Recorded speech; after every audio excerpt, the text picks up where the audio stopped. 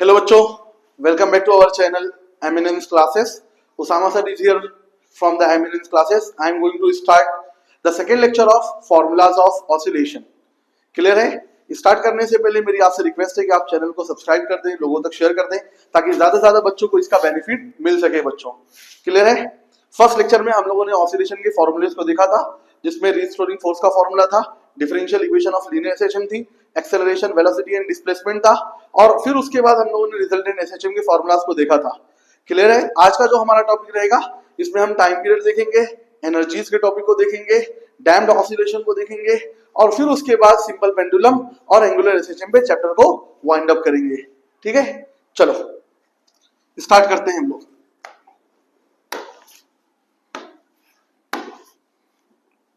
ठीक है, स्टार्ट करते हैं. सबसे फर्स्ट फॉर्मूला आता है बच्चों टाइम पीरियड.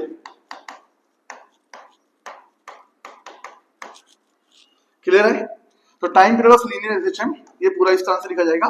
इसको टी से रिप्रेजेंट किया जाता है बच्चों. किससे रिप्रेजेंट किया जाता है? टी से. क्या होता है फॉर्मूला टाइम पीरियड का? फर्स्ट वन होता है T is equal to 2 pi by omega, where omega is nothing but angular velocity. तो एक फॉर्मूला हो गया T is equal to 2 pi by omega. Second formula हो जाएगा टाइम पीरियड का T is equal to 2 pi under root.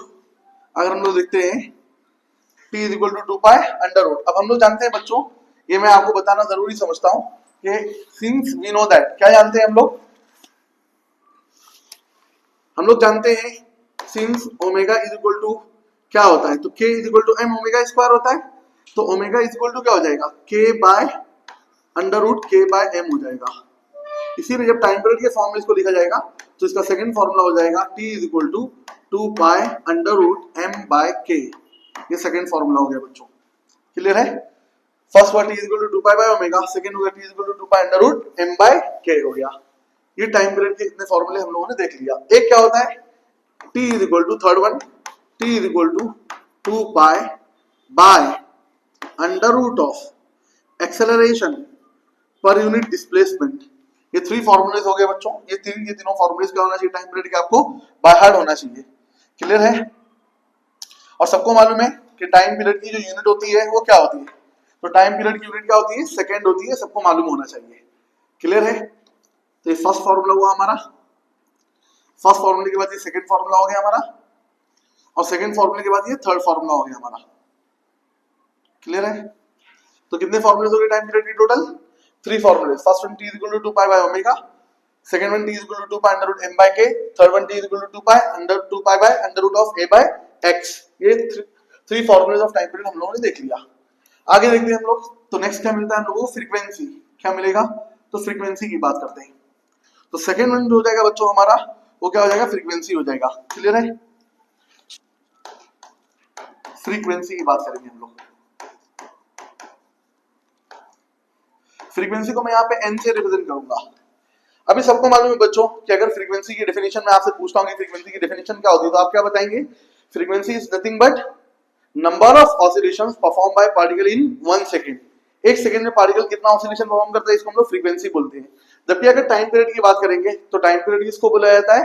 तो time period is nothing but the time taken by the particle to complete the one oscillation. एक oscillation complete करने के लिए particle को जो भी टाइम लगता है इसको हम लोग क्या बोलते हैं? टाइम पीरियड बोलते हैं. क्लियर है? आगे प्रोसीड करते हैं हम लोग. तो फ्रीक्वेंसी को n से रिप्रेजेंट किया जाता है. Frequency is nothing but reciprocal of time period होता है. क्लियर है? Frequency nothing but reciprocal of time period. इसीलिए इसकी एसआई यूनिट क्या हो जाती है? तो एसआई यूनिट ऑफ n हो जाती है hertz. SI unit of n क्या हो जाती है? हर्ट्ज हो जाती है बच्चों. क्लियर है? ये देख लिया हम लोगों ने. आगे चलते हैं. अभी ये फ्रीक्वेंसी जो है ये क्या? रेसिप्रोकल ऑफ टाइम पीरियड है. तो जितने भी फॉर्मूले थे फ्रीक्वेंसी के टर्म में क्या हो जाएंगे? उल्टे हो जाएंगे, रिवर्स हो जाएंगे. क्लियर है? तो फर्स्ट फॉर्मूला जो रहेगा वो क्या हो जाएगा? तो फर्स्ट वन अगर हम देखेंगे तो n is equal to omega by 2 pi हो जाएगा. क्लियर है? सेकंड वन जो है हमारा ये फॉर्मूला ये क्या हो जाएगा आपका? n is equal to 1 by 2 pi under root k by m हो जाएगा. क्लियर है? और थर्ड वन जो है हमारा ये थर्ड वन ये फॉर्मूला क्या हो जाएगा आपको बच्चों? n is equal to 1 by 2 pi. Clear है? और ये क्या हो जाएगा? 1 by 2 pi a by under root of x कहां चले जाएगा? ऊपर चले जाएगा. क्लियर की नहीं? क्लियर है? तो under root of A by X by क्या हो जाएगा 2 पाई हो जाएगा। कोई दिक्कत? इतनी बात समझ में आई आपको? तो ये कितने फॉर्मूले हो गए? There are 3 formulas of frequency. तो ये बेसिक फॉर्मूला हो गया फ्रीक्वेंसी का, और ये फर्स्ट फॉर्मूला हुआ n is equal to omega by 2 pi. ये सेकंड फॉर्मूला हो गया हमारा, क्लियर है, n is equal to 1 by 2 pi under root k by m। और ये थर्ड फॉर्मूला हो गया हमारा n is equal to under root a by x by 2 pi हो गया। अभी आगे बढ़ते हैं हम लोग। तो इसके बाद अगर हम लोग प्रोसीड करते हैं बच्चों, तो हमारे पास एक स्पेशल केस आता है। वो क्या केस आता है? Combination of springs in series and parallel. अगर सीरीज और पैरेलल के अंदर स्प्रिंग्स को कनेक्ट किया जाए तो फॉर्मूला ऑफ टाइम पीरियड क्या होगा? क्लियर है? इस रिस्पेक्ट में हम लोग क्या करेंगे, बात करेंगे। तो वो स्पेशल केस होता है हमारा, ठीक है। आगे देखते हैं, आगे बढ़ते हैं हम लोग,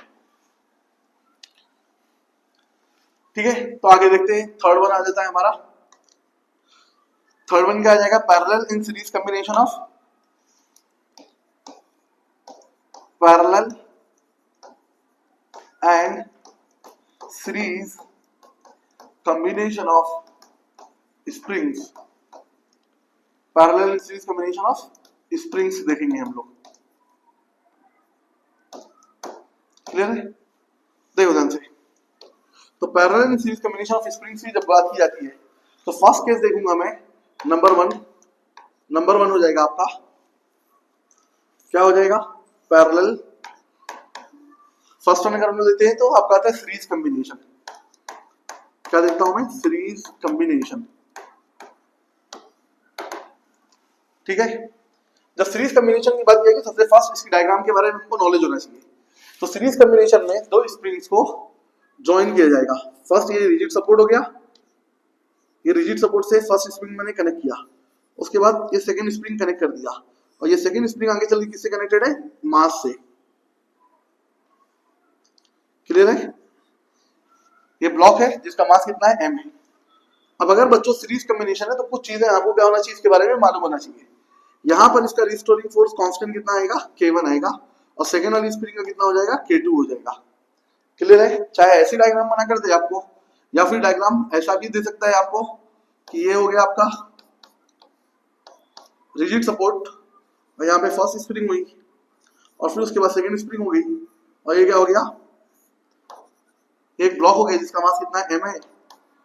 इसका रिस्टोरिंग फोर्स कांस्टेंट k1, इसका कितना हो जाएगा? k2 हो जाएगा। आपको कुछ बातें याद रखनी है कि जब सीरीज कॉम्बिनेशन होगा तो सीरीज कॉम्बिनेशन के अंदर अगर हम लोग बात करते हैं तो सीरीज कॉम्बिनेशन के अंदर F यानी जो स्ट्रेचिंग फोर्स होगी वो क्या होगी? सेम होगी, क्लियर है। तो यहां पर हम लोग जानते हैं कि भाई स्ट्रेचिंग फोर्स का फॉर्मूला, यानी स्ट्रेचिंग फोर्स, तो स्ट्रेचिंग फोर्स का फॉर्मूला क्या आ जाएगा बच्चों? स्ट्रेचिंग फोर्स का फॉर्मूला आ जाएगा यहाँ पर F is equal to K into e आ जाएगा, जहां पर E क्या होगा? आपका एक्सटेंशन होगा। F आपका स्ट्रेचिंग फोर्स हुआ, K आपका स्प्रिंग कांस्टेंट और रिस्टोरिंग फोर्स कांस्टेंट हुआ, रिस्टोरिंग फोर्स कांस्टेंट हो गया ये, क्लियर। और E क्या हो जाएगा? आपका एक्सटेंशन हो जाएगा। E क्या हो जाएगा बच्चों? आपका एक्सटेंशन, क्लियर है। इतना बात समझ में आई। आगे देखते हैं हम लोग। कभी भी सीरीज कॉम्बिनेशन में देखेंगे तो सीरीज कॉम्बिनेशन के अंदर F यानी स्ट्रेचिंग फोर्स क्या होगी? सेम होगी। F क्या होगा? सेम होगा, क्लियर है। अगर F सेम हुआ तो इसका मतलब एक्सटेंशन और रीस्टोरिंग फोर्स कांस्टेंट और स्प्रिंग कांस्टेंट की वैल्यू क्या होती रहेगी? चेंज होती रहेगी, क्लियर है। तो हम लोग लिखेंगे इस formula of stretching force for first spring, तो F is equal to, clear है, क्या हो जाएगा फॉर्मूला? K1 इंटू E1 हो जाएगा बच्चों। और सेकंड के लिए अगर देखेंगे तो उसके लिए फॉर्मूला क्या हो जाएगा? F is equal to K2 into क्या हो जाएगा? E2 हो जाएगा। इतनी बात समझ में आई बच्चों आपको? क्योंकि स्ट्रेचिंग फोर्स सेम थी लेकिन एक्सटेंशन दोनों के अंदर अलग अलग होगा, और स्प्रिंग कांस्टेंट क्या होगा? अलग अलग होगा, क्लियर है। ये दो फॉर्मूलेस मैंने मेंशन कर दिया। अभी हम लोग जानते हैं बच्चों कि हमारा फॉर्मूला क्या होता है। तो टोटल एक्सटेंशन जो होगा, टोटल एक्सटेंशन, ये टोटल एक्सटेंशन कितना हो जाएगा? तो टोटल एक्सटेंशन की बात करेंगे तो total extension E is equal to E1 plus कितना हो जाएगा? आपका E2 हो जाएगा, is equal to E1 plus E2। E1 की वैल्यू कितना आ जाएगी बच्चों आपके पास, तो E1 की वैल्यू अगर हम लोग देखेंगे तो F बाय K1 आ जाएगा, प्लस E2 की वैल्यू कितना हो जाएगी, F बाय K2 हो जाएगी, और E की वैल्यू कितना हो जाएगी, F बाय KS हो जाएगी। F को अगर हम लोग कॉमन लेकर कैंसिल करेंगे बच्चों, तो कैंसिल करने के बाद 1 by KS is equal to 1 by K1 plus 1 by K2, ये फॉर्मूला हमको ऑब्टेन हो जाएगा। It is nothing but the formula of spring constant. Clear है, in series combination. It is the formula of spring constant in series combination. ये first formula मिल गया। अगर इसको हम लोग प्रोडक्ट के फॉर्म में लिखते हैं तो प्रोडक्ट के फॉर्म में ये क्या ऑब्टेन होगा बच्चों, तो प्रोडक्ट के फॉर्म में यही फॉर्मूला हमारे पास ऑब्टेन हो जाएगा। क्या होगा, KS इज इक्वल टू, तो KS इज इक्वल टू क्या हो जाएगा, K1 इंटू K2 बाय क्या हो जाएगा, K1 प्लस K2 हो जाएगा। क्लियर है बच्चों, तो ये मिल गया हम लोगों को spring constant in series combination. ये क्या मिल गया, spring constant in series combination, ये फॉर्मूला हो गया। क्लियर है, ये फॉर्मूला ऑब्टेन हुआ हम लोगों को। अभी देखते हैं आगे बच्चों, अभी देखते हैं आगे। अब टाइम पीरियड का फॉर्मूला अगर आपको लिखने के लिए बोलते, अच्छा अगर इसी तरह की n नंबर ऑफ स्प्रिंग्स क्या हो, कनेक्टेड हो, तो हम लोग मेंशन करेंगे यहाँ पे if n number of springs are connected. अगर n number of springs connected हो तो फॉर्मूला क्या हो जाएगा, तो बच्चों इस केस में हमारा फॉर्मूला हो जाएगा 1 by KS is equal to 1 by K1 plus 1 by K2 plus dash dash 1 by KN हो जाएगा। क्लियर है, इतनी बात समझ में आएगी नहीं, 1 बाय KN हो जाएगा। और इसी को अगर समेशन के फॉर्म में मेंशन कर दिया जाए तो क्या हो जाएगा formula, 1 by KS is equal to summation of 1 by KI where I is nothing but integer, n number of springs are connected। तो ये हमारा फॉर्मूला हो जाएगा in case of n number of springs when connected in series combination। Clear है, ये formula हो जाएगा हमारा when n number of springs are connected in series combination। Clear है बच्चों, तो ये तो हमने केस देख लिया किसका, सीरीज कॉम्बिनेशन का। इतनी बात समझ में आई आपको। अब टाइम पीरियड का फॉर्मूला क्या होगा, अब आप बताइए कि अगर हमको KS की वैल्यू मिल गई है तो टाइम पीरियड फाइंड आउट करना कोई मुश्किल है हमारे लिए, बिल्कुल मुश्किल नहीं है। टाइम पीरियड का फॉर्मूला मालूम करना हमारे लिए बिल्कुल इजी हो जाएगा।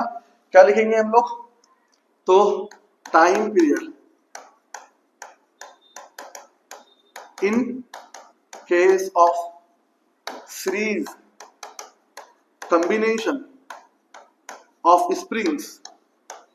क्लियर है, तो अगर सीरीज कॉम्बिनेशन ऑफ स्प्रिंग्स में टाइम पीरियड का फॉर्मूला देखेंगे तो क्या हो जाएगा फॉर्मूला हमारे पास, T is equal to 2 pi under root क्या होता है बच्चों, M बाय K होता है कि नहीं होता है।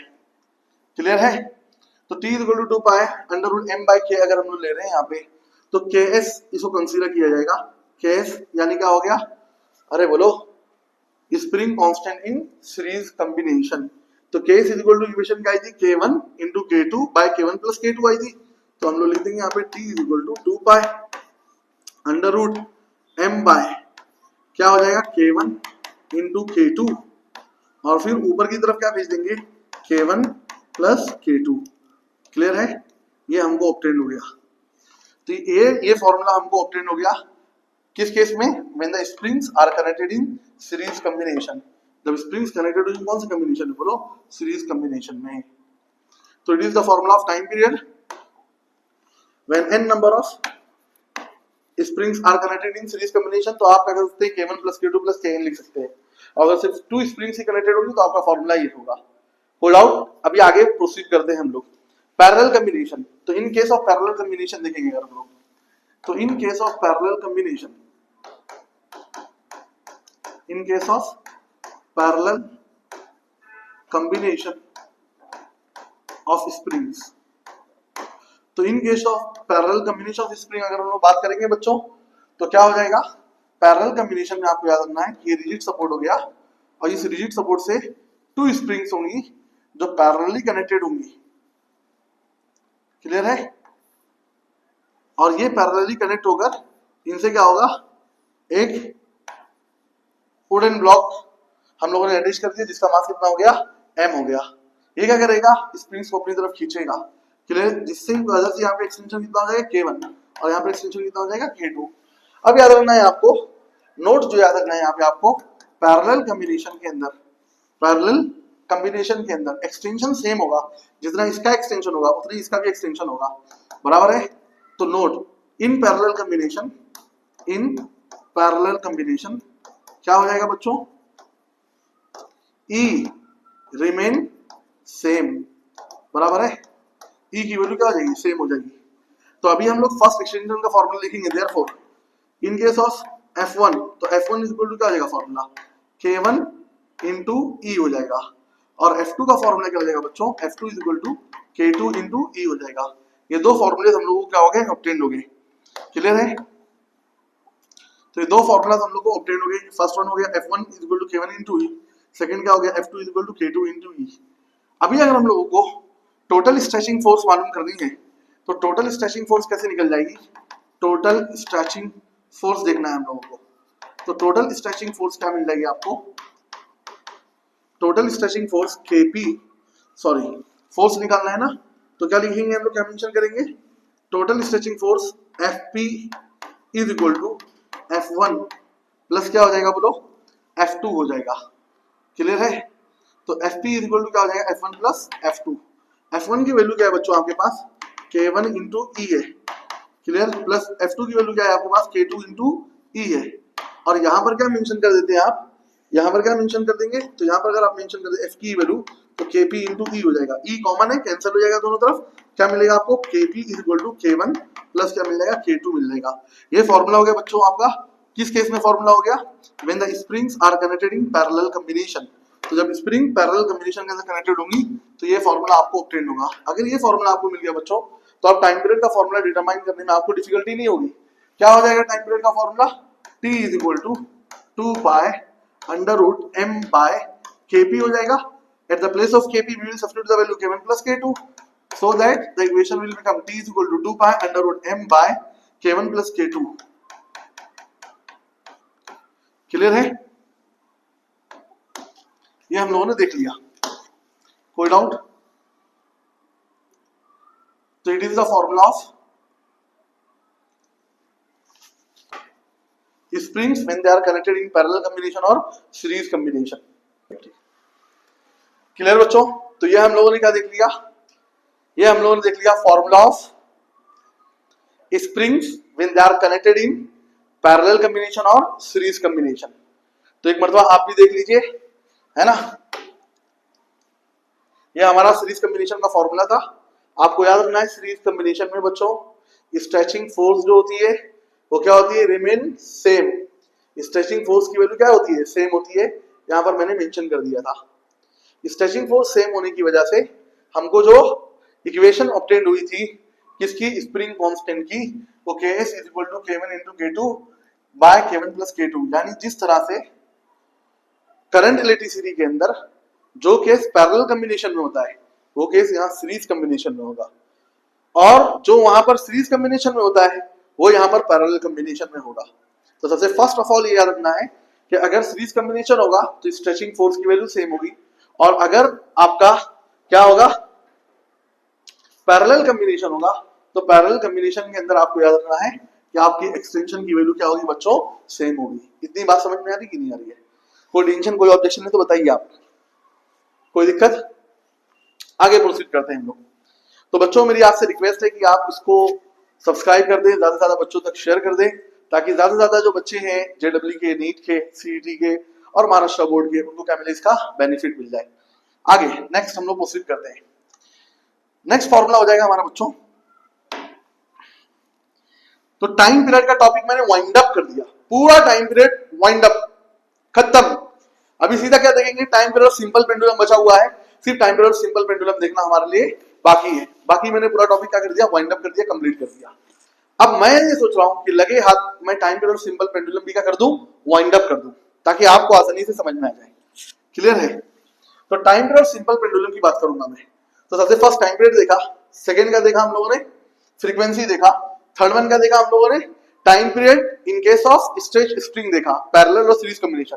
तो फोर्थ वन क्या हो जाएगा हमारा, फोर्थ वन फॉर्मूला हो जाएगा बच्चों, क्या हो जाएगा, time period of simple pendulum.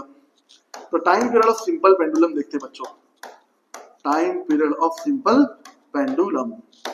तो यहां पर सिंपल पेंडुलम है और सर्कुलर मोशन के अंदर क्या था, कोनिकल पेंडुलम। क्या था वहां पे formula, T is equal to 2 pi under root L cos theta by G। और यहां पर फॉर्मूला क्या हो जाएगा, T is equal to 2 pi under root L by G।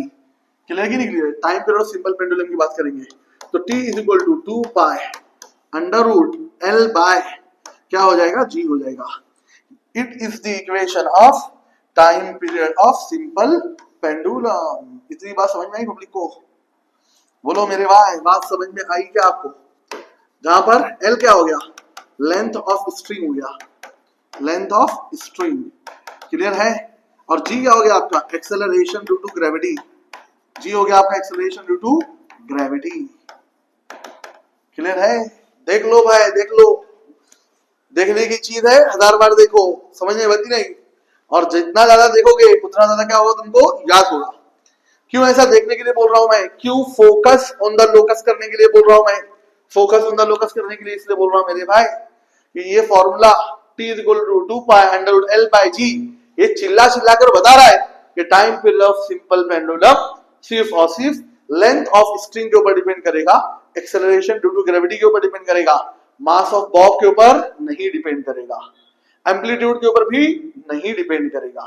ये आपको याद होना चाहिए। क्लियर है? और इसका डेरिवेशन भी बहुत इंपॉर्टेंट है, इसके ऊपर आपको कमांड होना चाहिए मेरे भाई।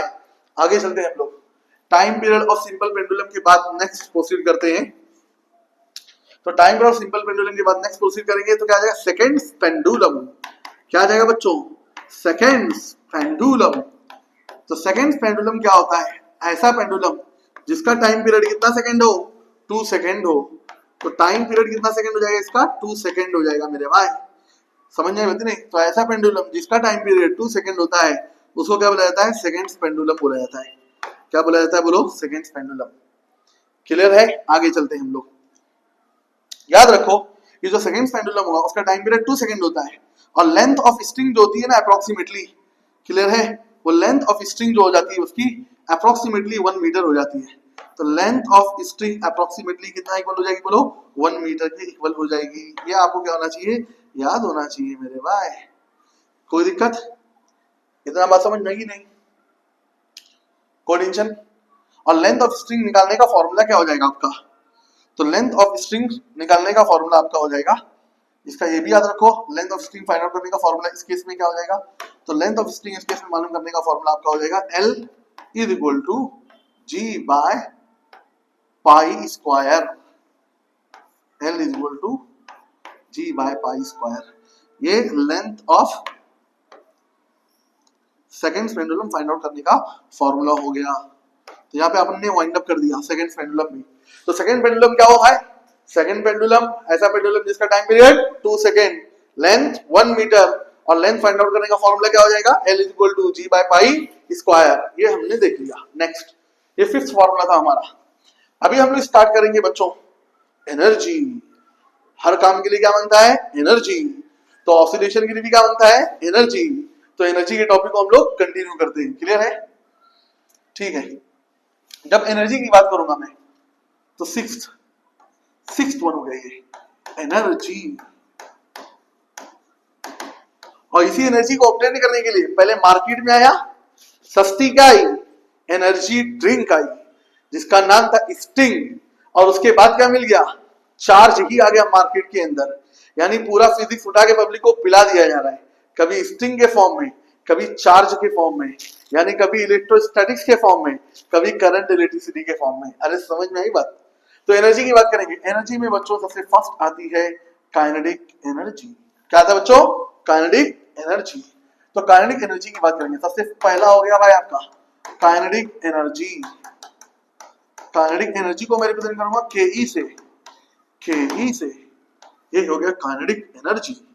काइनेटिक एनर्जी का फर्स्ट फॉर्मूला होता है, पब्लिक को मालूम है, kinetic energy equal to half mv square. जब एनर्जी की बात करेंगे बच्चों तो पहले एनर्जी का फॉर्मूला देखेंगे। फिर उसकी पोजीशन लेंगे, किन पोजीशन पर वो एनर्जी मैक्सिमम होती है और किन पोजीशन पर वो मिनिमम होती है।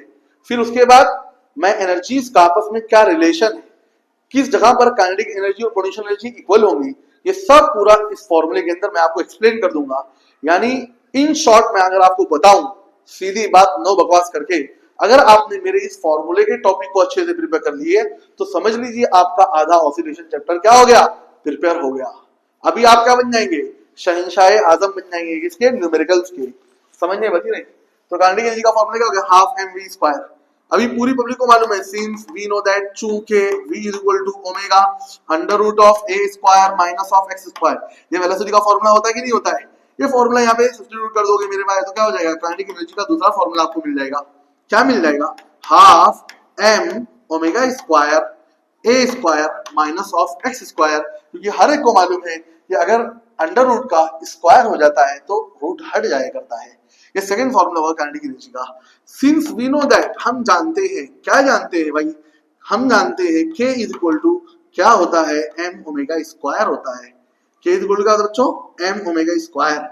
तो k is equal to m omega square होता है, इस वजह से m ओमेगा स्क्वायर की प्लेस पे क्या वैल्यू रख दी जाएगी, तो m ओमेगा स्क्वायर की प्लेस पे ये वैल्यू रख दी जाएगी k।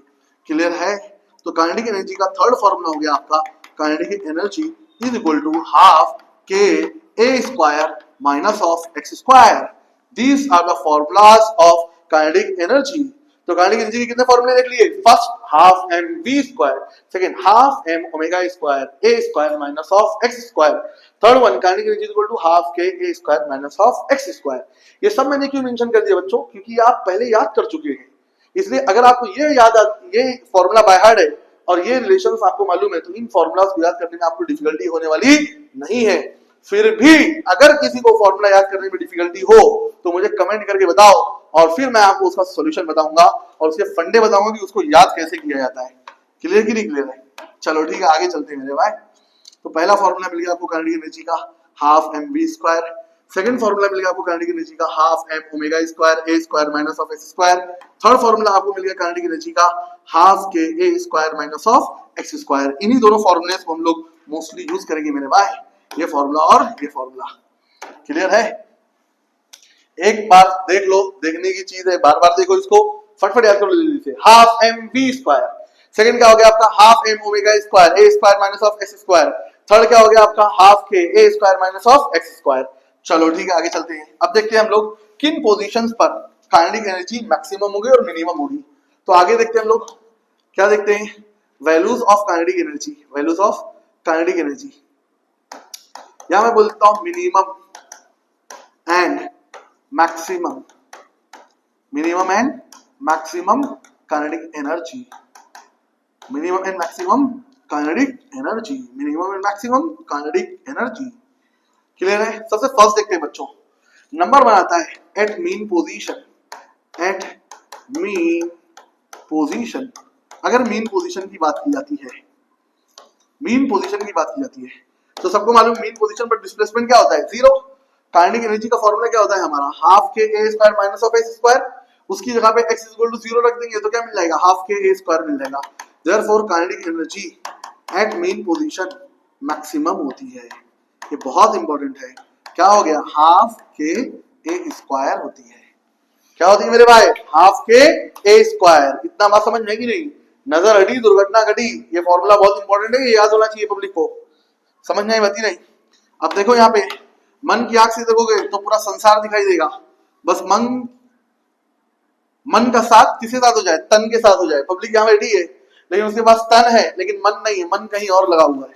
तो तन और मन दोनों का कॉम्बिनेशन होना चाहिए, समझ में बती नहीं, तब जाकर आपको इस पर कमांड आएगा। तो मैक्सिमम काइनेटिक एनर्जी का फॉर्मूला हो गया हाफ के ए स्क्वायर। अब रिकॉल करो, मैंने आपको वेलोसिटी बताया था, वेलोसिटी कहां मैक्सिमम होती है, मीन पोजीशन पर, और काइनेटिक एनर्जी भी कहां मैक्सिमम हुई, मीन पोजीशन पर।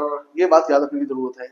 तो मैंने आपको चिल्ला चिल्ला कर बताया था कि मीन पर मैक्सिमम, एक्सट्रीम पर मिनिमम, सिर्फ दो क्वांटिटीज, काइनेटिक एनर्जी और वेलोसिटी।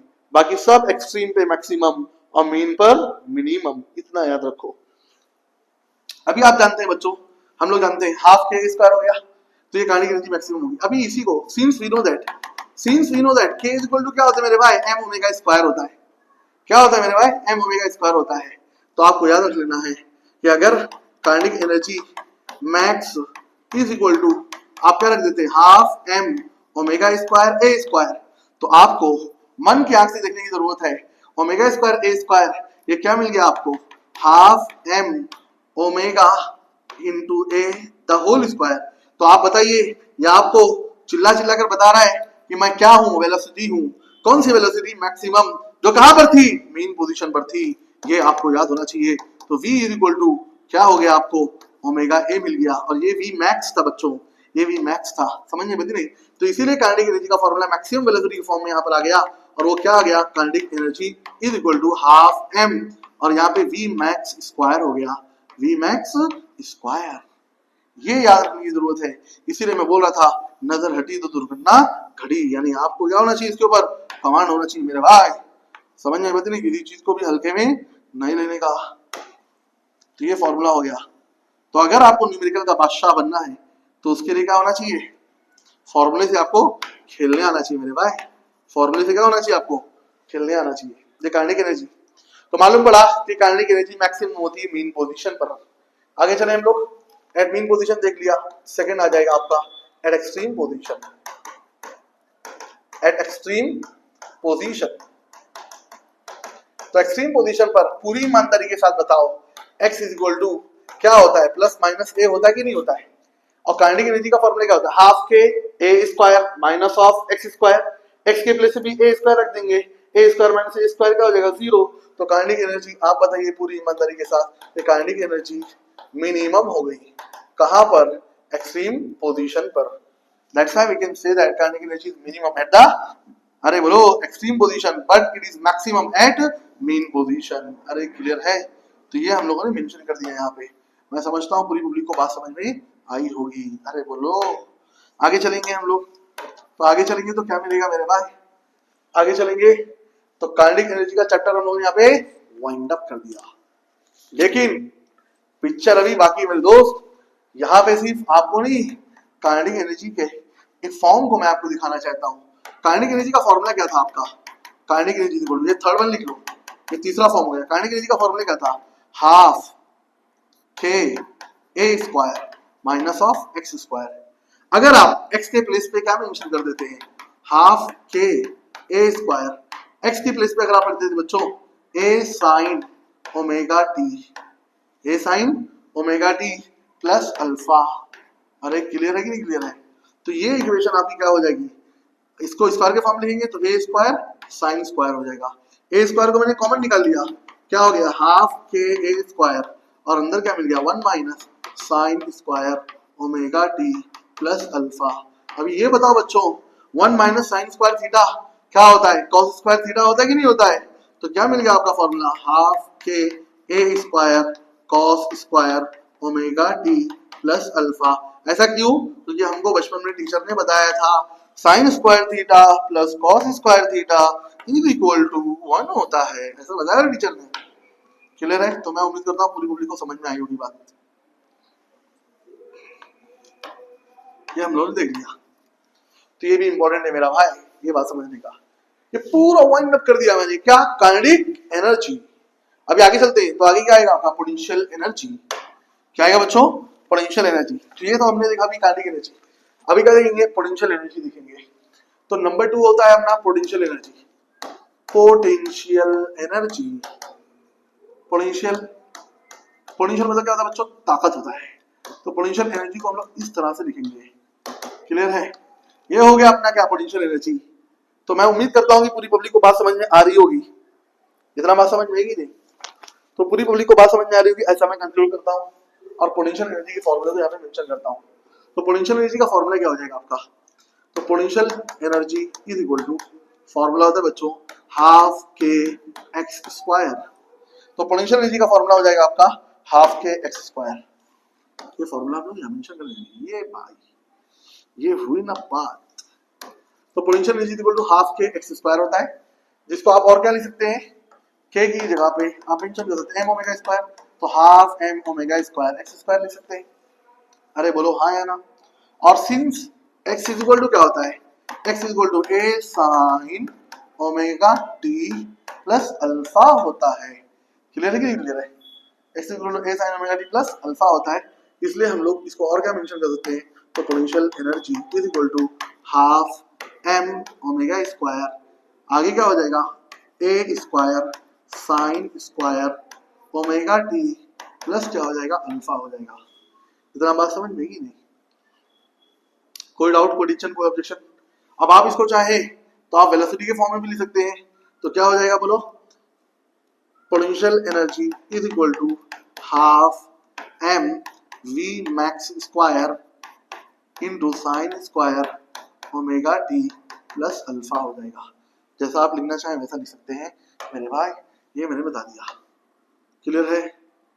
तो ये भी हुआ फॉर्मूला पोटेंशियल एनर्जी का, और ये भी हुआ फॉर्मूला पोटेंशियल एनर्जी का, और ये भी हुआ फॉर्मूला पोटेंशियल एनर्जी का इन टर्म्स ऑफ, बोलो बोलो बोलो, इन टर्म्स ऑफ, तो ये फर्स्ट हुआ इन terms of spring constant, in terms of spring constant, और ये सेकंड हुआ हमारा इन टर्म्स ऑफ एंगुलर फ्रीक्वेंसी, और थर्ड हो गया हमारा इन टर्म्स ऑफ एम्पलीट्यूड, और फोर्थ वन हो गया हमारा इन टर्म्स ऑफ वेलोसिटी।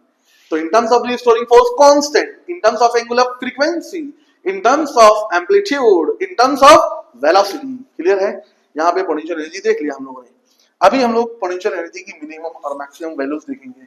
तो आगे देखते हैं हम लोग, तो minimum and maximum values, minimum and maximum values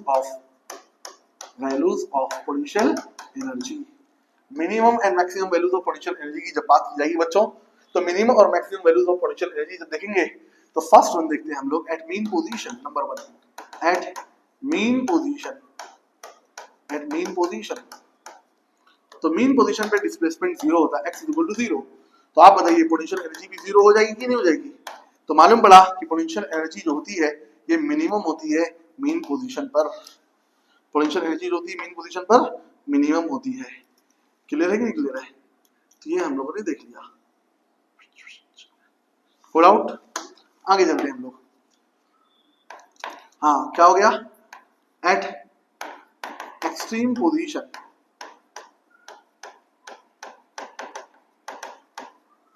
extreme position, तो एक्सट्रीम पोजीशन पर x is equal to plus minus a होता है।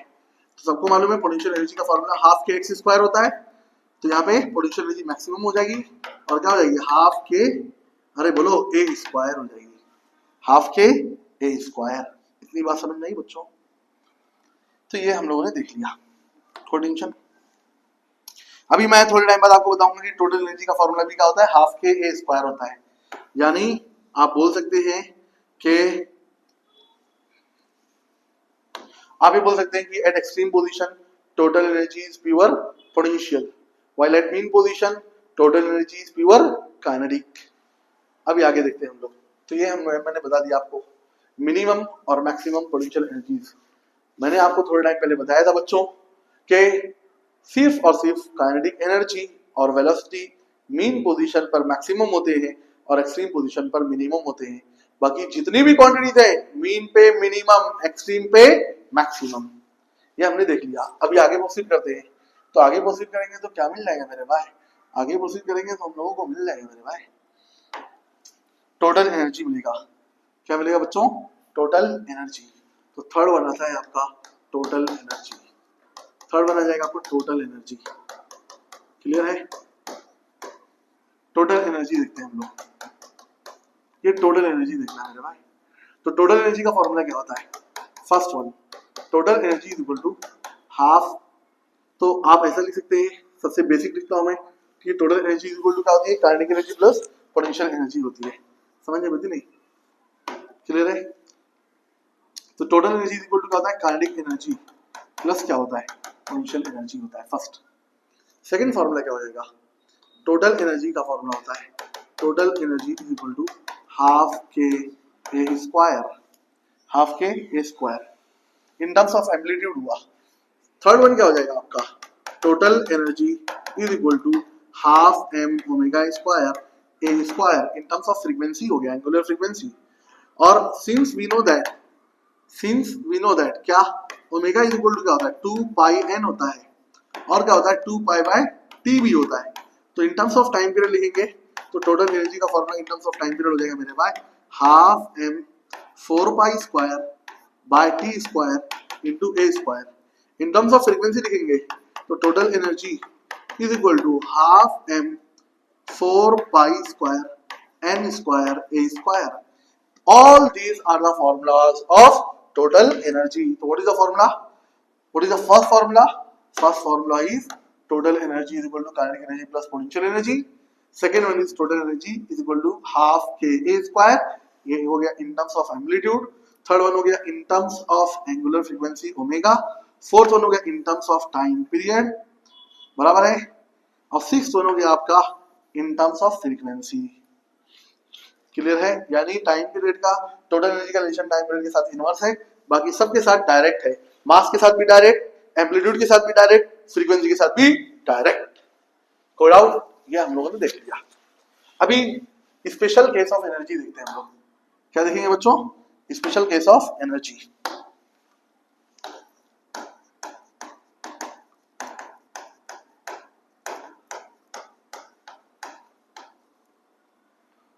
स्पेशल केस ऑफ एनर्जी देखेंगे हम लोग। तो स्पेशल केस ऑफ एनर्जी में बात की जाएगी बच्चों के किस पोजीशन पर काइनेटिक एनर्जी और पोटेंशियल एनर्जी ये दोनों इक्वल हुआ करते हैं। तो पहला केस देखते हैं हम लोग, केस वन।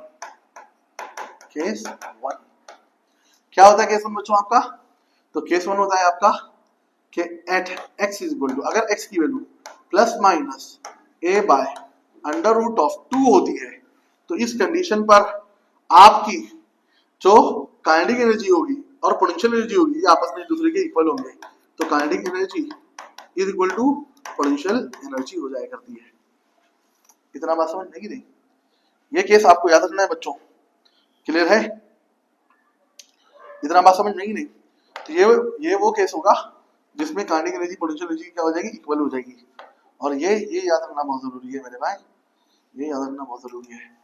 क्या? अगर x is equal to plus minus a by root 2 हो गया तो क्या होगा? काइनेटिक एनर्जी पोटेंशियल एनर्जी के इक्वल हो जाएगी। इतना बात समझ में कि नहीं? कोई दिक्कत? टोटल एनर्जी को अगर हम लोग देखेंगे तो टोटल एनर्जी क्या हो जाएगी ये दोनों के रिलेशन के? तो total energy is equal to क्या हो जाएगी? तो टोटल एनर्जी बाय 2 हो जाएगी। Kinetic energy is equal to potential energy होगी। क्लियर कि नहीं क्लियर है? लेकिन टोटल एनर्जी की बात करेंगे तो टोटल एनर्जी क्या हो जाएगी? बाय 2 हो जाएगी ये दोनों में। क्लियर कि नहीं क्लियर है? केस 2 देखते हैं हम लोग। केस 2 देखेंगे बच्चों। तो केस 2 में याद रखना है यार आपको, x is equal to plus minus a by 2 दे दिया तो क्या होगा? अगर x is equal to plus minus a by 2 हो गया तो इस केस के अंदर बच्चों याद रखना है आपको कि काइनेटिक एनर्जी और पोटेंशियल एनर्जी, तो kinetic energy will be 3 times of potential energy होगी। Kinetic energy is equal to 3 times of potential energy. अभी आप ये मत सोच रहा ए भाई ये तो डायरेक्ट लिखते चले जा रहा है, ऐसा नहीं है मेरे भाई। मैंने इसका पूरा डेरिवेशन करके बताया है आपको। मेरे ऑसिलेशन के लेक्चर में आप एनर्जी के टॉपिक को जाकर देख सकते हैं, वहां पर मैंने पूरा डिराइव करके बताया कि कैसे kinetic energy is equal to 3 times of potential energy आता है।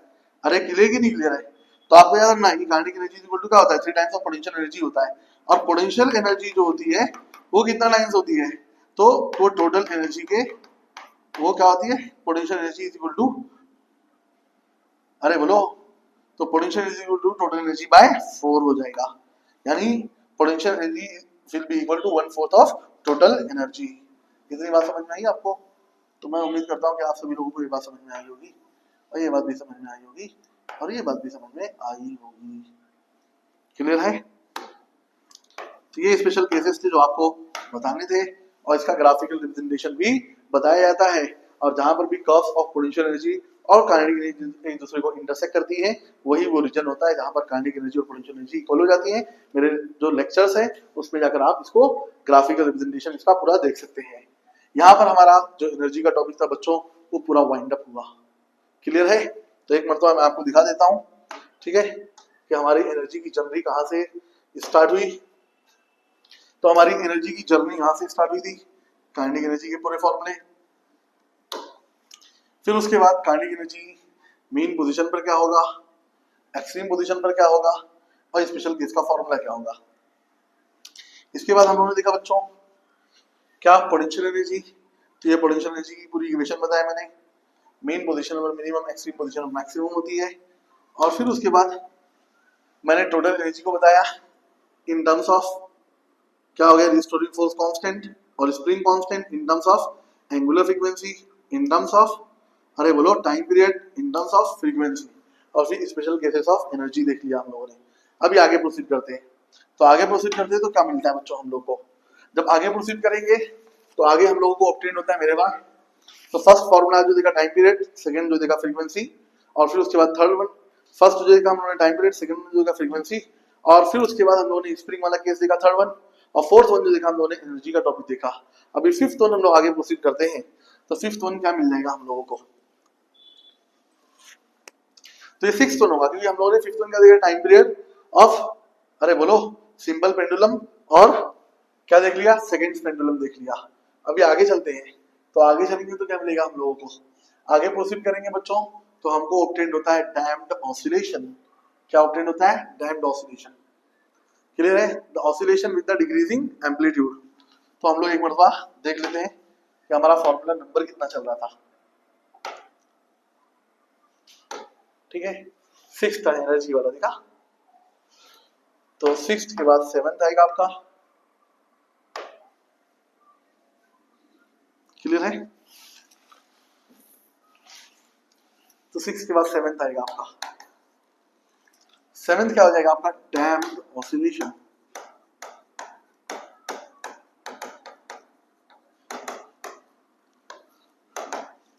तो oscillation of particle with decreasing amplitude, कोई पार्टिकल जब ऑसिलेशन परफॉर्म करे डिक्रीजिंग एम्पलीट्यूड के साथ तो इसको क्या बुलाया जाता है, डैम्प्ड ऑसिलेशन बुलाया जाता है बच्चों। क्लियर है, तो यहां पर डैम्प्ड ऑसिलेशन में फोर्स ड्यू टू स्प्रिंग पहला फॉर्मूला आता है, force due to spring, force due to spring. तो फोर्स ड्यू टू स्प्रिंग देखा जाएगा तो क्या बोला जाएगा इसको, F is equal to minus k x होता है, F is equal to minus k x. Second one अगर हम लोग देखते हैं damping force, damping force. Clear है, तो ये फोर्स ड्यू टू स्प्रिंग हो गया। नेक्स्ट वन आपका डैम्पिंग फोर्स होता है। तो डैम्पिंग फोर्स का फॉर्मूला यहाँ पर मिल जाता है बच्चों, आपको क्या मिल जाएगा, माइनस बीवी मिलता है। Damping force is equal to minus b v, यहाँ पे बी को क्या बोला जाता है, डैम्पिंग कांस्टेंट बोला जाता है, और वी फोर क्या होता है, वेलोसिटी होता है आपका। इतना बात समझ में कि नहीं, तो एफ डी हो गया, डैम्पिंग फोर्स हो गया। क्लियर है, आगे चलते हैं हम लोग। तो ये फोर्स ड्यू टू स्प्रिंग हो गया और ये डैम्पिंग फोर्स हो गया, यानी फोर्स ड्यू टू वेन भी बोला जाता है इसको। अब इनको देखा जाएगा, इसके बाद क्या होता है आपका, थर्ड वन आता है। थर्ड वन आता है differential equation of damped oscillation. क्या आता है आपका, differential equation of damped oscillation. तो थर्ड वन हो जाएगा आपका differential equation of damped oscillation. Differential equation of damped oscillation. तो differential equation of damped oscillation देखेंगे हम लोग, तो हम लोगों को क्या मिल जाता है, तो डिफरेंशियल इक्वेशन ऑफ हम लोगों को damped oscillation m into D square x by D T square plus b into d x by D t plus के एक्स इज इक्वल टू क्या हो जाता है, जीरो हो जाता है। इतना बात समझ में कि नहीं, ये हम लोगों को differential equation of damped oscillation obtain होती है। कोई डाउट, कोई टेंशन, कोई ऑब्जेक्शन, ये हम लोगों ने देख लिया। ये differential equation of damped oscillation हो गया।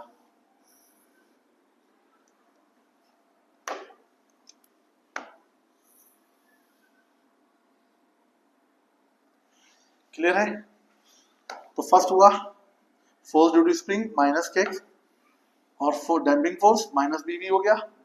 क्लियर है, और आगे हम लोगों ने देख लिया, तो ये क्या हो गया, Newton second law of motion के हिसाब से आता है, मास इनटू एक्सेलरेशन, प्लस ये क्या हो गया, force due to damping force m b into d x by d t हो गया, और प्लस के एक्स हो गया, ये इज इक्वल टू क्या हो गया, जीरो हो गया। इतना हम लोगों ने देख लिया। क्लियर है, और अगर आप जानना चाहते हैं कि कैसे आया, तो आप इस तरह से इसको देख सकते हैं कि force is equal to formula क्या होता है, तो न्यूटन के सेकंड लॉ ऑफ मोशन के हिसाब से ये फोर्स का फॉर्मूला मास इनटू एक्सेलरेशन हो जाएगा।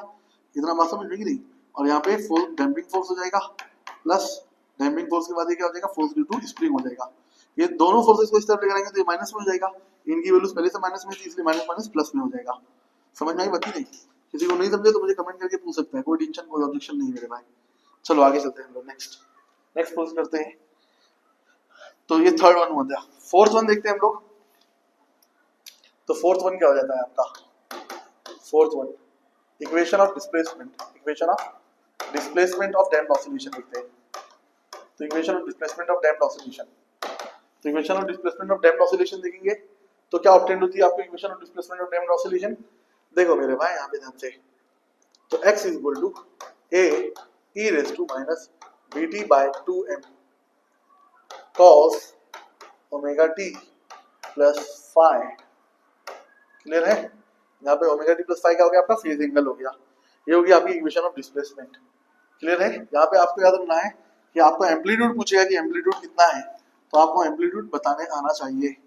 समझ में बात नहीं? तो अगर आपसे एम्पलीट्यूड पूछ ले तो एम्पलीट्यूड आपको रिकॉल करने आना चाहिए। ठीक है, यहाँ देख लिया हम लोगों ने। ठीक, अगर एम्पलीट्यूड की बात किया तो एम्पलीट्यूड इज इक्वल टू कितना होगा? a e raise to minus bt by 2m पूरा होगा। क्लियर है? ये याद रखना है, बहुत इंपॉर्टेंट है। क्लियर है? आगे चलते हैं फिफ्थ वन। तो फिफ्थ वन देखेंगे हम लोग तो क्या मिल जाता है बच्चों हम लोगों को? तो फिफ्थ वन मिल जाता है angular frequency omega is equal to fifth one हो गया हमारा एंगुलर फ्रीक्वेंसी। तो मैं मेंशन कर देता हूं एंगुलर फ्रीक्वेंसी है। एंगुलर फ्रीक्वेंसी सबको मालूम है। तो एंगुलर फ्रीक्वेंसी बोले तो ओमेगा का फॉर्मूला क्या होता है? Omega is equal to under root k by m minus b by 2m the whole square. ये एंगुलर फ्रीक्वेंसी मिल गया आपको। और फिर उसके बाद time period of damped oscillation निकालेंगे तो क्या मिल जाएगा? Time period of damped oscillation. तो time period of damped oscillation आपको क्या ऑब्टेन होगा बच्चों? तो time period of damped oscillation की बात की जाएगी तो time period of damped oscillation का फार्मूला सिंस हम लोग जानते हैं t equal to 2 pi by omega होता है ना बच्चों, तो बस 2 pi by under root of क्या करना है आपको? ये वैल्यू रख देना k by m minus b by 2m the whole square. इतना बात समझ में आई नहीं? ये हम लोगों ने देख लिया इतना, कोई दिक्कत? तो ये एंगुलर फ्रीक्वेंसी का फॉर्मूला हो गया और ये जो फॉर्मूला हो गया ये टाइम पीरियड का फॉर्मूला हो गया। कोई दिक्कत? तो ये पूरे फॉर्मूले थे भाई, पूरे के पूरे फॉर्मूले किसके? डैम्प्ड ऑसिलेशन के। First force due to spring, second damping force हो गया, third differential equation of damped oscillation हो गया, और फिर उसके बाद हम लोगों ने देख लिया आपका इक्वेशन ऑफ डिस्प्लेसमेंट, उसके बाद एंगुलर फ्रीक्वेंसी और उसके बाद time period of damped oscillation. Clear है? अब लास्ट टॉपिक है इस चैप्टर का, लास्ट टॉपिक। तो अभी तक चैनल को अगर आपने सब्सक्राइब नहीं किया मेरे भाई तो चैनल को सब्सक्राइब कर दो, ज्यादा से ज्यादा लोगों तक शेयर कर दो और पब्लिक को भेज दो। समझ में बती नहीं? चलो ठीक है, आगे चलते हैं हम लोग। आगे चलते हैं, क्या मालूम पड़ता है हम लोगों को? तो एंगुलर एसएचएम आता है। क्या आता है? Angular SHM. ये फॉर्मूला नंबर कितना था हमारा? ये हम देख लेते हैं एक मरतबा। तो ये फॉर्मूला नंबर 7 था, अभी फॉर्मूला नंबर 8 आएगा हमारा। ठीक है, तो फॉर्मूला नंबर 8 देखते हैं हम लोग। Angular SHM, angular SHM. Clear है? ठीक है, अभी देखो एंगुलर एसएचएम की जब भी बात किया जाएगा तो कुछ कंपैरिजन आता है, comparison between linear and angular SHM. Clear है? ये क्या होना चाहिए आपको मालूम होना चाहिए। तो अगर मैं यहां पे लिखता हूं एक तरफ लीनियर एसएचएम, जो कि लीनियर एसएचएम मेरे भाई, और यहां पर हो गया एंगुलर एसएचएम। तो एक हो गया लीनियर एसएचएम और दूसरा हो गया एंगुलर एसएचएम। नंबर 1 अगर यहां पर देखते हैं हम लोग सबसे फर्स्ट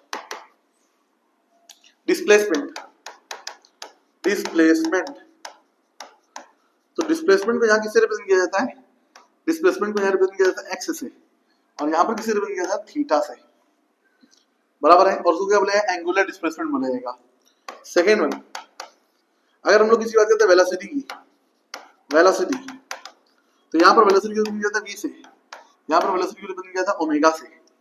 थर्ड वन देखते हैं हम लोग, एक्सेलरेशन, यहाँ पर एक्सेलरेशन को रिप्रेजेंट किया था ए से, यहाँ पर एक्सेलरेशन को रिप्रेजेंट किया था मेरे भाई अल्फा से। फोर्थ वन फोर्स, फोर्स को यहाँ पर रिप्रेजेंट किया था एफ से, यहाँ पर फोर्स को रिप्रेजेंट किया जाता है टाउ से, टॉर्क जिसको बोला जाता है टॉर्क। और फिर उसके बाद नेक्स्ट वन देखते हैं हम लोग मोमेंटम, मोमेंटम, मोमेंटम। तो मोमेंटम की बात करेंगे तो मोमेंटम को यहाँ पर रिप्रेजेंट किया जाता है पी से, लीनियर मोमेंटम, और यहाँ पर आ जाता है एंगुलर मोमेंटम एल। इतना बात समझ में ही नहीं। और यहाँ पर spring constant, spring constant, spring constant यहाँ पर किससे रिप्रेजेंट किया था के से, और यहाँ पर टॉर्शनल कांस्टेंट होता है उसको किससे रिप्रेजेंट किया था थीटा से। और एक लास्ट मेरे भाई, एक लास्ट देख लो मेरे भाई, यहाँ पर मास को रिप्रेजेंट किया जाता है किससे, एम से, यहाँ पर मास को यानी मोमेंट ऑफ इनर्शिया को रिप्रेजेंट किया जाता है किससे, आई से। क्या बोला जाता है इसको, moment of inertia, moment of inertia मेरे भाई। इसको क्या बोला जाता है, टॉर्शनल कांस्टेंट, टॉर्शनल कांस्टेंट। बाकी तो पब्लिक को मालूम है एंगुलर, अरे बोलो मोमेंटम हो गया, और ये क्या हो गया, टाउ हो गया, ये एंगुलर एक्सेलरेशन हो गया, ये एंगुलर वेलोसिटी हो गई, ये थीटा। इतना अगर आपको आता है ना मेरे भाई तो कभी भी एंगुलर मोशन को पढ़ने में आपको डिफिकल्टी नहीं होने वाली है। इतना बात समझ में आएगी नहीं। अब देखो कैसे मैं धमाल करता हूँ पूरा, इतना बात समझ में आएगी नहीं। जैसा कि हम लोग जानते हैं लीनियर एसएचएम में हमारी इक्वेशन क्या होती है, F is equal to minus k x, बराबर है। तो यहाँ पर इक्वेशन ऑफ टॉर्क क्या हो जाएगी, टाउ इज इक्वल टू के की प्लेस पे क्या आना चाहिए, यहाँ पे सी आ जाएगा, और एक्स की जगह पे क्या आ जाएगा, थीटा आ जाएगा। तो कुछ नया नहीं है, डरने का नहीं मेरे भाई, डर के आगे मौत है, मौत, इसलिए डरने का नहीं, सीधा फॉर्मूले याद रखने का। तो नंबर वन आ गया आपका, नंबर वन क्या आ गया, equation of torque, equation of restoring torque, restoring torque. तो इक्वेशन ऑफ रीस्टोरिंग टॉर्क देखेंगे मेरे भाई, टाउ से रिप्रेजेंट किया जाता है इसको। तो क्या होती है equation of restoring torque, tau is equal to minus c theta, जो ये बताती है कि जिस तरह से वहां पे था लीनियर सेक्शन में कि रीस्टोरिंग फोर्स और डिस्प्लेसमेंट एक दूसरे के अपोजिट डायरेक्शन में होते हैं, इसलिए माइनस साइन यूज किया जाता था। यहाँ पर tau is equal to minus c theta हो जाएगा।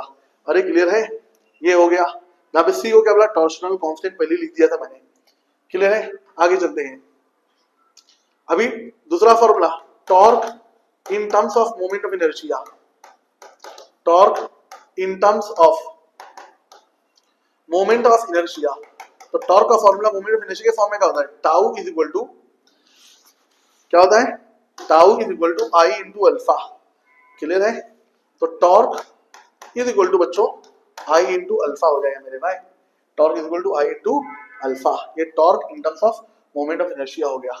आगे चलते हैं हम लोग, next differential equation of, differential equation of angular SHM देखेंगे, differential equation of angular SHM, differential equation of angular SHM. तो differential equation of angular SHM देखा जाएगा मेरे बच्चों, क्या हो जाएगा, देखो मेरे भाई, आई इंटू क्या हो जाएगा, वहां पर क्या था, m इंटू बराबर d square x by D T square plus omega square x equal to क्या था, जीरो था। बस यहाँ पे भी सिंपल से लिख दीजिए आप, m into D square theta by D T square plus C theta is equal to क्या हो गया, जीरो। वहां पर क्या था, m into D square x by D T square plus के x is equal to zero, K के place पे c आया, और थीटा के वहां पे x के प्लेस पे यहाँ पर थीटा आ गया। मालूम पड़ा इक्वेशन सेम है, बस सिंबल आपको याद रखने की जरूरत है मेरे भाई। इतनी बात समझ में आई आपको। आगे चलते हैं, तो फर्स्ट फॉर्मूला क्या देख लिया मेरे भाई, tau is equal to minus c theta हो गया, second tau is equal to I into alpha हो गया, थर्ड वन डिफरेंशियल इक्वेशन देख लिया, m into D square x m into D square theta by D T square plus C theta is equal to कितना हो गया, zero हो गया। आगे चलते हैं, तो आगे चलते हैं तो क्या मिलता है, फोर्थ वन, फोर्थ वन, तो फोर्थ वन देखा जाएगा तो क्या मिल जाएगा आपको, तो फोर्थ वन देखते हैं हम लोग, ठीक है। फोर्थ वन देखेंगे तो टाइम पीरियड, क्या देखेंगे, time period of angular SHM. तो time period of angular SHM क्या हो जाएगा मेरे भाई, पहला formula t is equal to 2 pi by under root क्या होता है, एक्सेलरेशन पर यूनिट डिस्प्लेसमेंट। तो angular acceleration per unit displacement कितना आ गया, थीटा आ गया कि नहीं आ गया मेरे भाई, ये मिल गया हम लोगों को। इतना बात समझ में कि नहीं। आगे चलते हैं, टाइम पीरियड ये नंबर वन हुआ। दूसरा, तो ये टाइम पीरियड देखा in terms of, in terms of क्या देखा, theta and alpha, theta and alpha. ये हो गया time period in terms of theta and alpha. दूसरा टाइम पीरियड तो time period in terms of I बोले तो मोमेंट ऑफ इनर्शिया। क्लियर की नहीं क्लियर है? तो time period in terms of moment of inertia. तो आप बताइए डिफरेंशियल इक्वेशन आप जानते थे ना मेरे भाई, टेंशन नहीं लेगा, पूरा भेजे में एग्जैक्ट बिठा के दूंगा मैं आपको, समझ में आ रही बात ही नहीं आ रही है। तो हम लोग जानते डिफरेंशियल इक्वेशन क्या था हमारा, I into D square theta by D T square plus C theta equal to कितना था, 0 था। सी थीटा को आप उस तरफ मूव कर दीजिए, D square theta by D T square क्या होता है, अल्फा होता है, तो I into alpha is equal to क्या हो गया, माइनस सी थीटा हो गया, माइनस सी थीटा। अब यहाँ पर क्या दिख रहा है मेरे भाई, अल्फा बाय थीटा दिख रहा है ना, तो ये आई को उधर भेज देगा, थीटा को इधर लाने का, तो alpha by theta is equal to क्या हो गया, बोलो माइनस सी बाय क्या मिल जाएगा, आई मिल जाएगा। अभी मैग्नीट्यूड ले लेने का इसका, तो alpha by theta is equal to mod of क्या मिल गया आपको, सी बाय आई, जो वैल्यू पहले माइनस में थी अब क्या होगी प्लस में। अब इस वैल्यू को उठा के हम लोग यहाँ पर सब्स्टिट्यूट कर देंगे। ये करने की मुझे जरूरत नहीं थी, लेकिन मैंने कर दिया क्योंकि मैं लेक्चर में बता चुका हूँ ये फॉर्मूला कैसे आता है। तो टेंशन घेरो रखा, क्लियर है, टेंशन लेने का नहीं, टेंशन देने का। तो t equal to 2 pi by under root of c by I आ जाएगा मेरे भाई। ये मिल गया टाइम पीरियड का बहुत ही इंपॉर्टेंट फॉर्मूला मेरे भाई, इतनी बात समझ में ही नहीं। आगे चलते हैं, third formula of time period देखते हैं हम लोग। तो third formula of time period बराबर है, तो क्या हो गया, time period when bar magnet is rotating in uniform magnetic field, ये न्यूमेरिकल में यही वर्ड दिखेगा आपको, समझ में आई बात नहीं, ये दिख गया तो फौरन आपके भेजे में क्लिक होना चाहिए अपने को कौन सा फॉर्मूला लगाना है। तो time period of bar magnet in uniform magnetic field क्या हो जाएगा मेरे भाई, तो हम लोग देखते हैं वहां पे फॉर्मूला रिस्टोरिंग टॉर्क का फॉर्मूला, रिस्टोरिंग टॉर्क देखो, रिस्टोरिंग टॉर्क भी इंपॉर्टेंट है देख लो। तो उसमें रिस्टोरिंग टॉर्क क्या हो जाएगा मेरे भाई, रिस्टोरिंग टॉर्क का formula tau is equal to mu b sine theta होता है, मैं मैग्नीट्यूड की बात कर रहा हूँ, जहाँ पे म्यू क्या हो गया आपका, म्यू को बोलते हैं हम लोग magnetic dipole moment, magnetic dipole moment. कितना समझ में आई बात, ये हो गया मैग्नेटिक डाइपोल मोमेंट। और अगर एंगल बहुत स्मॉल है तो sine theta will approximately become theta, sine theta will approximately become theta. तो आपकी इक्वेशन क्या होगी, tau is equal to mu B theta. अरे क्लियर है? अब आप बताइए जब tau is equal to mu B theta मिल गया तो इस इक्वेशन का यूज करके आप बता सकते हैं टाउ का फॉर्मूला क्या होता है, आई अल्फा होता है। तो आप लिख देंगे यहाँ पे I alpha is equal to क्या हो जाएगा, म्यू बी थीटा। तो आई को उस तरफ मूव कर दो और थीटा को इधर लेगा, alpha by theta is equal to क्या हो जाएगा, म्यू बी बाय क्या हो जाएगा, आई हो जाएगा। अब ये आपको मिल गया, जब ये मिल गया तो टाइम पीरियड मिल जाएगा। सिंस टाइम पीरियड का फॉर्मूला क्या था, 2 pi by under root alpha by theta था, अल्फा बाय थीटा की जगह क्या रख देंगे आप, म्यू बी बाय आई रख देंगे, म्यू बी बाय आई। इसको ऐसे ही रखना है तो ऐसे ही रखो, नहीं तो क्या करना है 2 पाई अंडर रूट क्या हो जाएगा, आई बाय म्यू बी, ऐसा भी लिख सकते हो आप जैसा आपको दिल करे। तो ये देखो मेरे भाई समझिए कि नहीं, तो ये रिस्टोरिंग टॉर्क का फॉर्मूला आपको बाय हार्ट होना चाहिए।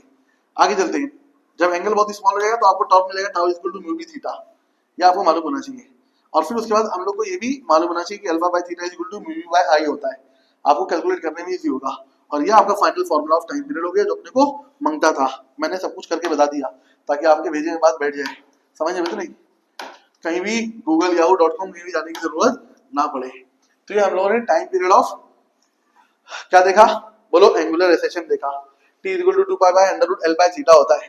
दूसरा देख लिया t इज इक्वल टू, तो ये हो गया आपका, क्लियर है, ये देखो अचानक में भयानक हो गया, क्लियर है। तो t is equal to 2 pi by under root l by theta हो गया, दूसरा t is equal to 2 pi under root c by i हो गया, और थर्ड वन रिस्टोरिंग टॉर्क के फॉर्म में t is equal to 2 pi under root i by mu b हो गया। और ये वाला फॉर्मूला इतना इंपॉर्टेंट है कि आपको MWC magnetic effect of electric current के अंदर भी मिलेगा, इलेक्ट्रोस्टैटिक्स के अंदर भी मिलेगा, और मैग्नेटिक मटेरियल के अंदर भी मिलेगा। जब इतना टॉपिक, एक ही टॉपिक 4 चैप्टर्स में मिल रहा है तो ये इंपॉर्टेंट है कि नहीं मेरे भाई। अभी तो सब कुछ बता दिया मैंने, बचा कुछ भी नहीं मेरे भाई, सब कुछ मैंने बता दिया। तो आप अब तो चैनल को सब्सक्राइब कर दो, लाइक कर दो, वीडियो को शेयर कर दो, और 1000 सब्सक्राइबर हो जाना चाहिए मेरे भाई कैसे भी करके एक महीने के अंदर, इंशाल्लाह। समझ में बनी नहीं? और अगर और टॉपिक्स मांगते हैं, जो टॉपिक आपको डिफिकल्ट होता है टॉपिक मुझे कमेंट कर देगा, मैं वो लेक्चर्स अपलोड करते चले जाऊंगा ताकि आपका परफॉर्मेंस बूस्ट हो जाए और आप कोहराम मचा दो। समझ में बनी नहीं? कोई दिक्कत, कोई टेंशन? अभी एक मतलब प्रीव्यू देख लेते हैं हम लोग कि आज की पिक्चर कहां से चालू किए थे। टक टक टक टक, टोटल 10 पेजेस हो गए मेरे भाई। ये था हमारा फर्स्ट पेज, जहां से हमने टाइम पीरियड चालू किया। Discount discount discount discount discount, time period फिर फ्रीक्वेंसी। टाइम पीरियड फ्रीक्वेंसी देखने के बाद टाइम पीरियड देखा हमने पैरेलल और सीरीज कॉम्बिनेशन में इन terms of restoring force constant देखा। ऐसा पूरा सॉल्व करके बताया मेरे भाई। और ये formula T = m into k1 plus k2 by k1 into k2। फिर पैरेलल कॉम्बिनेशन में T = m by k1 plus k2। Next one, time period of simple pendulum T = L by g, जो बताता है कि टाइम पीरियड और simple pendulum मास के ऊपर depend नहीं करता है, एम्पलीट्यूड के ऊपर डिपेंड नहीं करता है। सेकंड पेंडुलम वो होता है जिसका टाइम पीरियड 2 सेकंड हो, लेंथ 1 मीटर अप्रोक्सीमेटली, और लेंथ फॉर्म मालूम करने का formula L = g by pi square हो। एनर्जी, काइनेटिक एनर्जी, ये भी देखो, और ये भी देखो, काइनेटिक एनर्जी मैक्सिमम है मीन पोजीशन पर और मिनिमम है एक्सट्रीम पोजीशन पर। और ये भी देखो, kinetic energy = half kk square cos square omega t plus alpha के फॉर्म में। अभी नहीं, ये भी देखो पोटेंशियल एनर्जी की फॉर्म, और पोटेंशियल एनर्जी मीन पे मिनिमम है और एक्सट्रीम पर मैक्सिमम मेरे भाई। और टोटल एनर्जी भी दिखा दिया मैंने आपको, total energy in terms of amplitude, in terms of angular frequency, in terms of time period, in terms of frequency. इतने फॉर्मूले कहां मिलते तुमको मार्केट में मेरे भाई? जो नहीं था सब कुछ बता दिया मैंने। और फिर क्या मिल गया हम लोग को? स्पेशल केस ऑफ एनर्जी, अगर x = ±a/√2 मिल गया तो काइनेटिक एनर्जी पोटेंशियल एनर्जी क्या होगी? इक्वल होगी। इतना बात समझ में आ रही कि नहीं आ रही है? और पोटेंशियल एनर्जी किसके बराबर हो जाएगा? अरे बोलो T/2 के बराबर हो जाएगा। और यहाँ पे देख लिया x = ±a/2 होगा तो kinetic energy = 3 times of potential energy होगी, यानी काइनेटिक एनर्जी 75 टाइम्स होगी और पोटेंशियल एनर्जी 25 टाइम्स होगी। यानी समझ में आया कि नहीं आया? यानी ये 75% और ये 25%। आगे देखते हैं हम लोग। फिर डैम्प्ड ऑसिलेशन देख लिया हम लोगों ने, बराबर है? ये पूरे फॉर्मूले, spring force, damping force, differential equation, displacement, angular frequency, time period. आगे देखते हैं हम लोग। फिर एंगुलर एक्सेशन के टॉपिक पे मैंने क्या कर दिया? टॉपिक को वाइंड अप कर दिया। क्लियर है? ये देखो पूरा सब कुछ बता दिया, time period time period time period time period. अभी सब कुछ तो कर दिया मेरे भाई, मैंने सब कुछ बता दिया। अब आप मेहरबानी करके चैनल को सब्सक्राइब कर दें, लोगों तक शेयर कर दें, और मैं फटाक से आपको जेईई की, नीट की, सीटी की और जो भी सेंट्रल यूनिवर्सिटीज है उनके सीधा क्वेश्चन सॉल्व करवाना शुरू करता हूं। समझ नहीं बती नहीं? Thank you so much to all of you.